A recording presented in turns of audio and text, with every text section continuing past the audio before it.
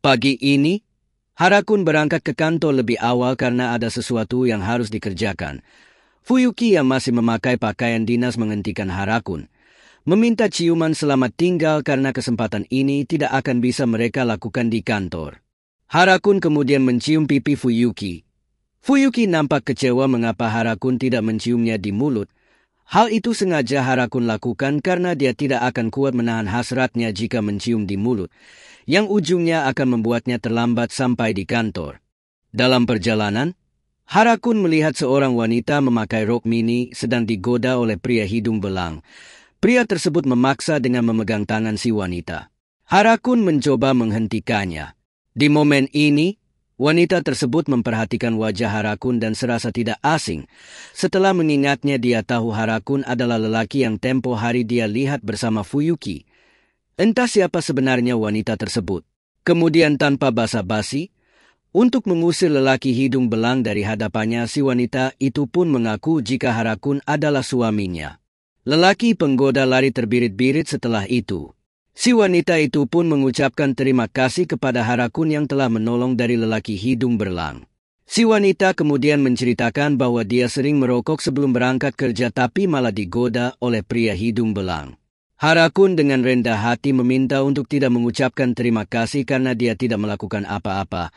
Tapi si wanita menegaskan, sebenarnya banyak orang yang lewat saat dia digoda, tapi mereka pura-pura tidak melihat dan hanya Harakun satu-satunya orang yang mau menolongnya. Kebetulan si wanita tersebut satu kantor dengan Harakun dan Fuyuki. Dia bernama Hokuho Akiene, seorang penulis naskah terkenal dengan mahakaryanya serta membawa dampak besar untuk perusahaannya. Harakun tidak menyangka dia bisa bertemu idolanya dan mengapa mereka baru bertemu meski satu kantor, karena Akiene diperbolehkan bekerja di rumah. Setelah saling berkenalan, Harakun pergi menuju ruang tempat kerjanya. Dalam perjalanan tiba-tiba saja Fuyuki entah kapan datanya langsung menarik tangan Harakun kemudian menciumnya sebagai balas dendam saat berpamitan tadi dan meminta Harakun untuk melanjutkan di rumah. Tanpa Harakun dan Fuyuki ketahui, diam-diam Akine melihat kemesraan mereka berdua. Akine tidak tahu Fuyuki dan Harakun adalah pasangan suami istri dan berpikir mereka mempunyai hubungan cinta di dalam kantor.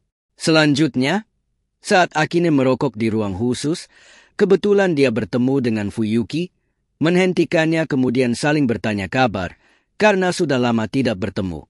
Ternyata mereka berdua sudah kenal akrab sebelumnya dan terakhir bertemu saat Akine merilis game Gal Queen 2 tahun lalu. Akine menceritakan jika sosok Fuyuki lah yang dia jadikan sebagai referensi hasil karyanya.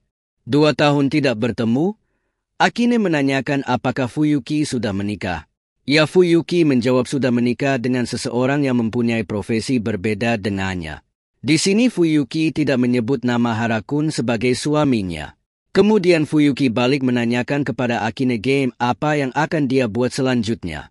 Akine menjawab awalnya akan membuat game tentang isekai tapi nampaknya akan merubahnya ke tema lain tentang sebuah hubungan cinta rahasia di kantor.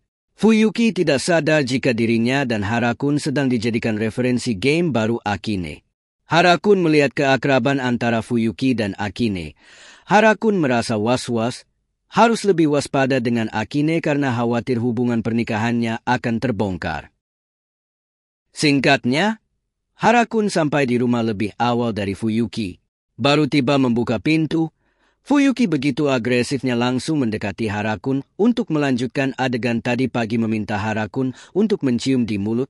Harakun pun dengan senang hati meladeni apa kemauan Fuyuki. Tapi sayang ketika mulut mereka saling berdekatan, Fuyuki menghentikannya karena dia tidak pede dengan bau badannya sendiri. Alhasil Harakun harus sabar menunggu Fuyuki mandi terlebih dahulu. Dengan manjanya Fuyuki menggoda Harakun mengajaknya untuk mandi bareng.